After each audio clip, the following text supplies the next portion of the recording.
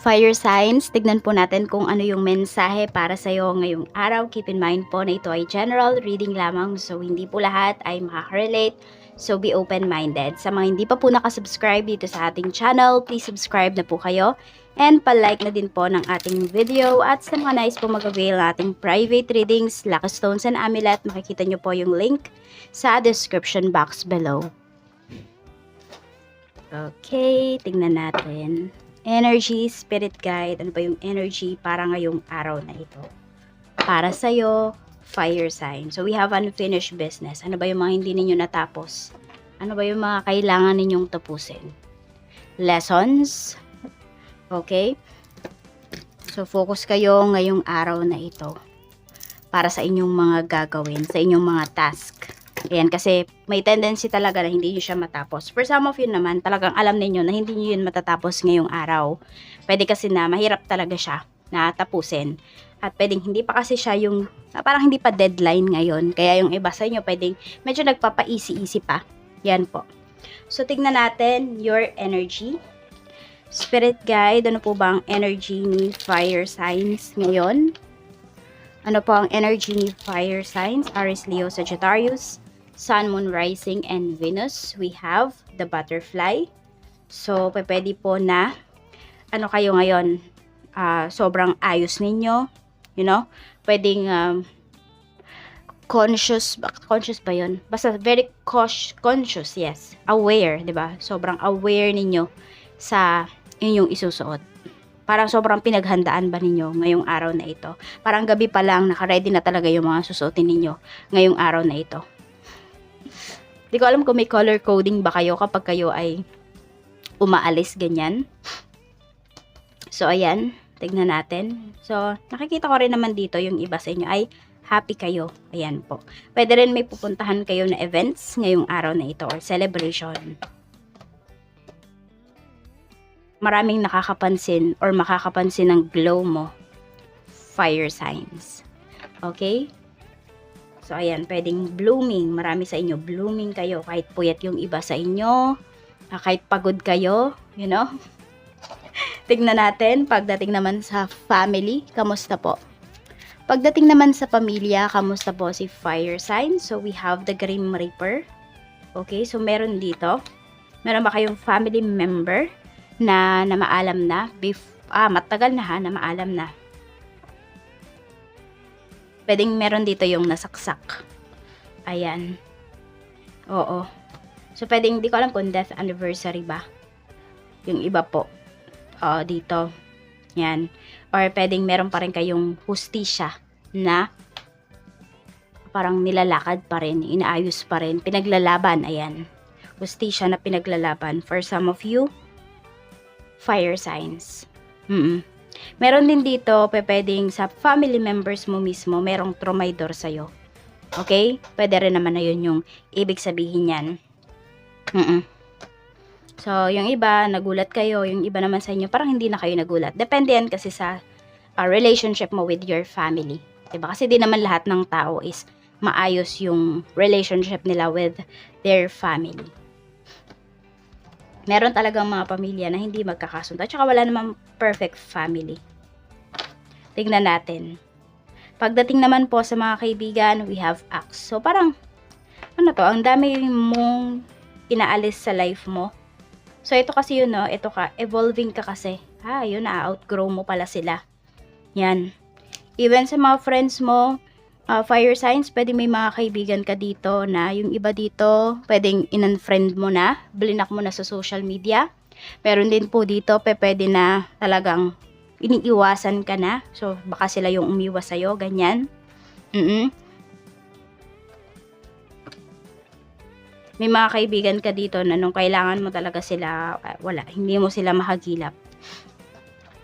Pero every time na may problema sila, nandyan ka lang sa tabi nila. So, dito mo nakikita na, diba, dapat pala talaga is pinoprotektahan mo yung energy mo or yung time mo, diba? Kung kanino mo ba i-spend yung time mo. Kasi di lahat talaga ng tao is totoo sa'yo. Hindi lahat ng, diba, lahat ng tao ay dapat tulungan mo sila sa problems nila. You have your own too. So, tignan po natin kung ano pa yung mensahe pagdating naman po sa love life. Kamusta yung love life mo? We have the chaser. May naghahabol ba sa'yo ngayon? Ayan, kasi diba we have unfinished business. So, yung tao na to, feeling niya is mayroon pa kayong, yun nga, unfinished business. Pwedeng, iniisip niya na pwede pa kayong magkaayos. Kung kayo naman po ay single, pwede na yun nga, may humahabol sa inyo. Kayo yung hinahabol ngayon, okay? Because na-attract ninyo. Pwede nyo iba sa inyo, ang na-attract ninyo yung mga tao sa past po ninyo. Meron naman dito, kung kayo naman ay in a relationship, yung person mo, parang ang hilig-hilig niyang magpahabol sa'yo. What I mean is, yung oras, yung attention, pwedeng gusto niya is nagbebeg ka pa.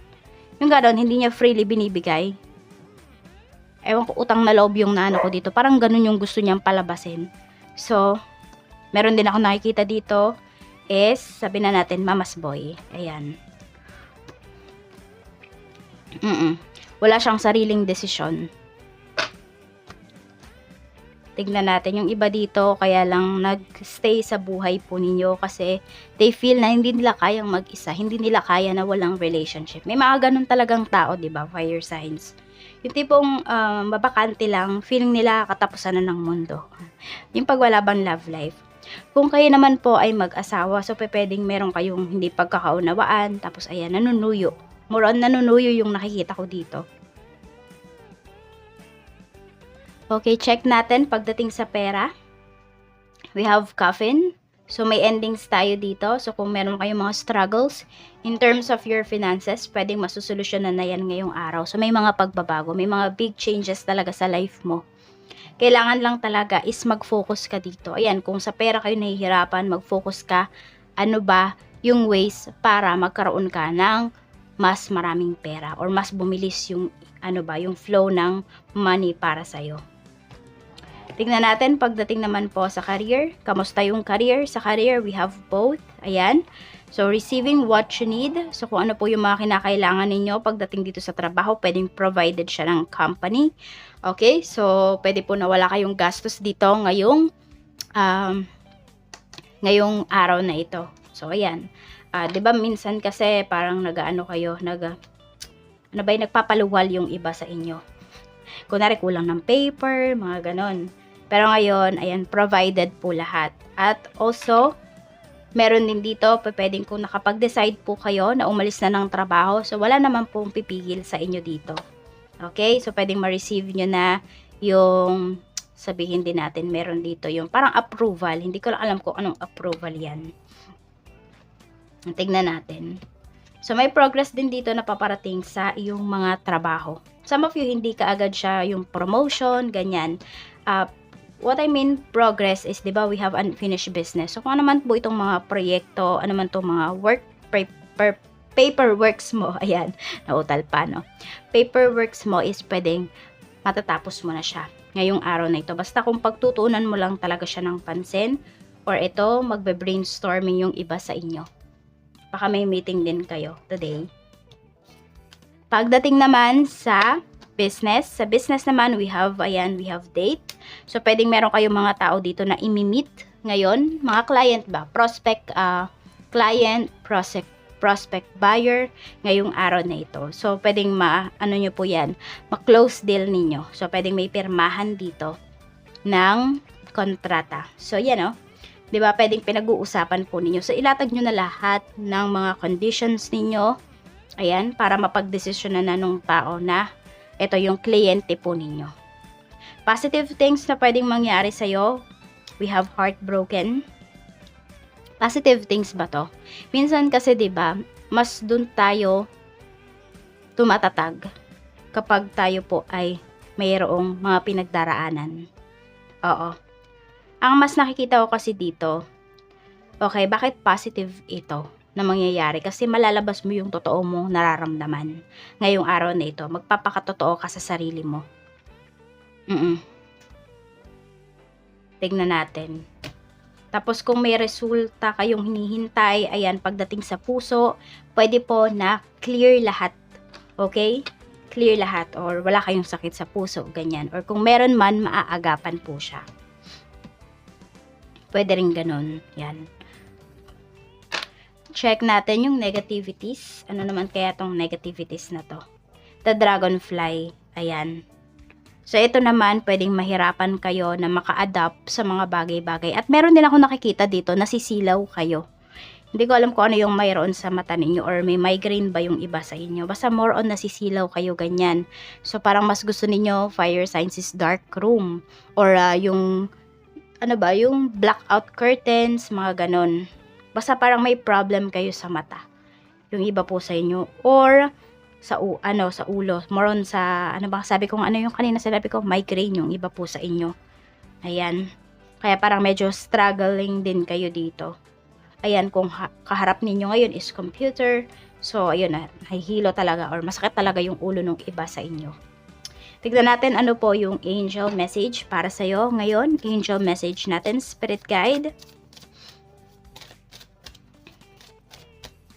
Yung ating mga lucky numbers, makikita nyo po sa dulo ng video natin. So, kung tinatapos nyo yung video natin, actually, parang kahapon ko lang siya ginawa. Ayan. Doon nyo po makikita, we have comfort.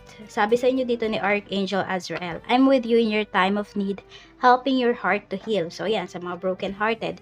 Yung iba po sa inyo kung meron nga po kayong dinaramdam ngayon. So, gawin nyo daw komportable yung place ninyo, gawin ninyong komportable yung paligid ninyo. Yan po. So, color blue po yung inyong lucky color. Maraming salamat po. Mag-ingat kayo always. And more blessings to come, fire signs. Bye-bye!